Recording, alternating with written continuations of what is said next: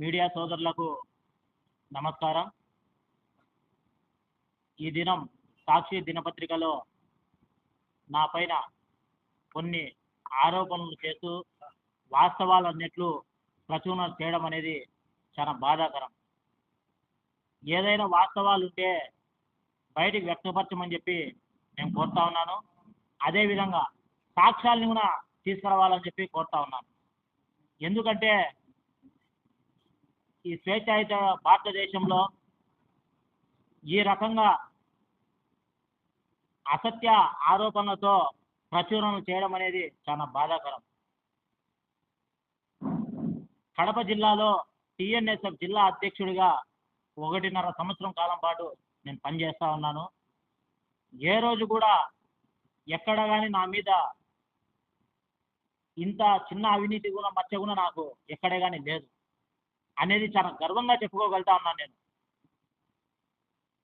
ఈ మధ్య కాలంలో చూస్తూ ఉంటే ఈ యొక్క వైసీపీ నాయకులకి వారి యొక్క అవినీతి అక్రమాలు, వారు చేసినటువంటి అరాచకాలకి అడ్డుకట్ట వేయడంలో కానీ ప్రశ్నించడంలో కానీ కొంచెం యాక్టివ్గా నేను పార్టిసిపేషన్ చేస్తూ ఉన్నటువంటి ఉద్దేశంతో ఇతన్ని ఎట్లా ఒకట మనం తగ్గించాలా, ఇతన్ని ఎట్లా ఒకట తొక్కేయాలనే ఒక కుట్రతో ఈరోజు సాక్షి ఛానల్లో నా పైన అసత్య ఆరోపణలు ఈరోజు ప్రచారం చేయడం చాలా దారుణం. ఏదైతే మీరు ఆరోపణలు చేసినారో pin to pin, line to line వాటిపైన చర్చించడానికి, వాటిపైన సవాల్గా తీసుకోవడానికి నేను సిద్ధంగా ఉన్నాను.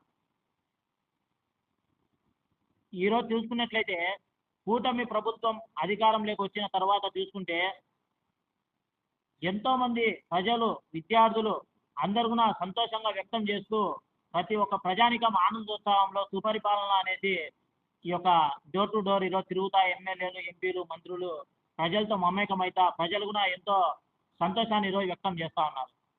వాటిని చూసి ఓర్వలేక ఈ వైసీపీ నాయకులు ఎవరైతే టీడీపీకి సపోర్టర్స్గా ఉన్నారో వాళ్ళనే టార్గెట్ చేస్తూ వాళ్ళని ఎట్లా ఒకట వాళ్ళపైన చెడ్డ పేరు తీసుకురావాలని చెప్పేసి రకరకాల కుయుక్తులు పొన్నేసి ఈ రకంగా ప్రచురణలు చేస్తూ ఉన్నారు. గతంలో నేను ఉన్నాను టీఎన్ఎస్ఎఫ్ జిల్లా అధ్యక్షుడిగా. అప్పటి నుంచి ఏ రోజు రాయకోకుండా కేవలం మహానాడు అయిపోయిన 2 నెలలు అవుతుంది. 2 నెలలు అయిన తర్వాత ఈరోజు ప్రచారణ చేయడంలో అంతర్యం ఏమిటో మాకు అర్థం కావడం లేదు. కేవలం సాక్షి ఆఫీస్ దగ్గర నేను, అదేవిధంగా అక్కడ ఉండే కడపలో ఉన్నటువంటి మహిళలు కొంతమంది వెళ్ళి అక్కడికి నిరసన ధర్నా చేయడంని వాళ్ళు జీర్ణించుకోలేకపోయినారు. మేము దాన్ని కూడా చేసింది ఎందుకంటే మాకు ఏదో వ్యక్తిగత ప్రయోజనమో వ్యక్తిగతమో కాదు. ఒక ఛానల్లో మహిళల్ని వేశ్యలుగా చిత్రీకరిస్తూ, రాజధానిలో ఉన్నటువంటి మహిళల్ని చిత్రీకరించడాన్ని తీవ్రంగా ఖండిస్తూ మహిళలు వెళ్ళింటే వారికి తోడుగా వెళ్ళేందుక మీరు ఈ రకంగా నా మీద కక్ష కట్టిందని చెప్పి నేను సాక్షి ఛానల్ వాళ్ళని, అదేవిధంగా పేపర్ వాళ్ళని అడుగుతాను. అదేవిధంగా నన్ను సస్పెండ్ చేశారని చెప్పి కూడా వార్తలు ప్రచురిస్తూ ఉన్నారు. అంటే మా పార్టీలో విషయాలు మాకు రాకపోవడా వీళ్ళకి ఎట్లా బయటకు వస్తాడో నాకు అర్థం కాదు. అసలు సస్పెండ్ అనే విషయం ఇంతవరకు నాకే తెలియదు. నేను చూసి షాక్ అవుతాను. మా ఫ్రెండ్స్ అందరూ ఏంది ఇది సస్పెండ్ అని చెప్పి రాస్తాను. అది ఏ రకంగా రాస్తారు? మీకు ఏమైనా ఇచ్చారా? తిరుమలేశ్ అనే వ్యక్తిని సస్పెండ్ చేసినామని చెప్పి అధిష్టానం ఏమైనా రిటర్న్గా మీకు ఏమైనా ఇచ్చిందా? ఉంటే బయట పెట్టండి. ఎందుకు ఊరికే లేని వాటివన్నీ కూడా ఉన్నట్లు మీరు చిత్రీకరించేసి సమాజాన్ని అంతా కూడా ఈరోజు ఒక డైలమాలో చెప్తా ఉన్నారు.